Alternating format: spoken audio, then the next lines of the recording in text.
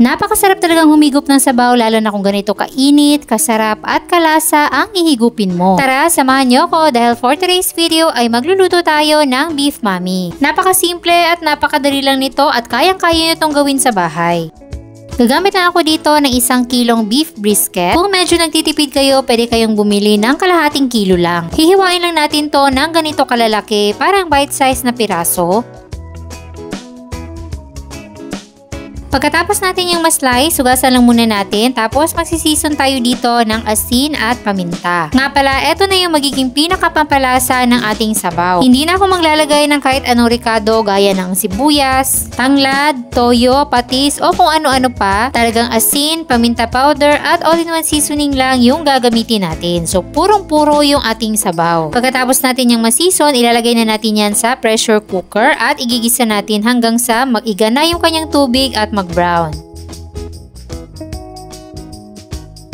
So kapag ganito maiga na at brown na yung ating beef, maglalagay na tayo dito ng tubig as sabaw. Tapos palalambutin natin to sa pressure cooker sa loob ng 45 minutes. Kung wala naman kayong pressure cooker, 1 to 2 hours natin tong palalambutin.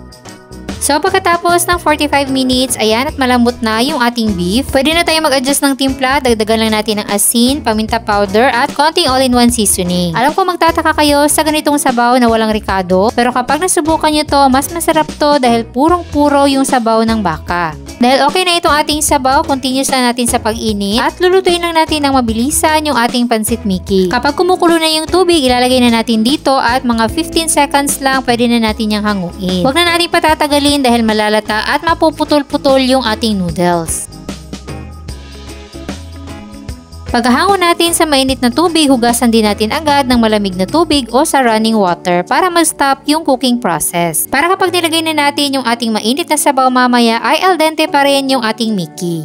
After nyan ay magpiplating na tayo at una nating ilalagay yung ating pansit Mickey. Sunod ay yung ating napa-cabbage o yung Chinese repolyo. Next naman ay yung ating napakalambot na beef.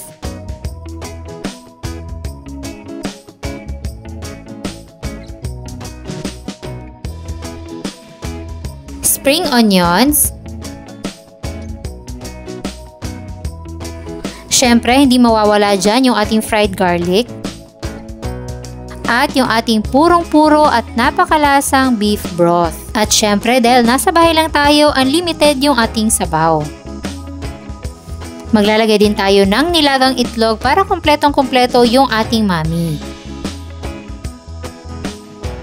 At ayan, ready na ang ating napakasarap at hindi tinipid na beef mami. Saktong-sakto to kapag maulan-ulan sa inyo o nagki-crave ka lang talaga ng masarap at mainit na sabaw. Pigaan mo lang yan ng konting kalamansi at solve na solve ka na. Nakita nyo naman at napakadali lang lutuin at talagang sulit na sulit kapag gumawa ka nito sa bahay. Kaya kung gusto nyo rin magluto nito, meron tayong kompletong listahan ng mga sangkap dyan sa baba. Sana'y nagustuhan nyo ang ating recipe for today. Enjoy!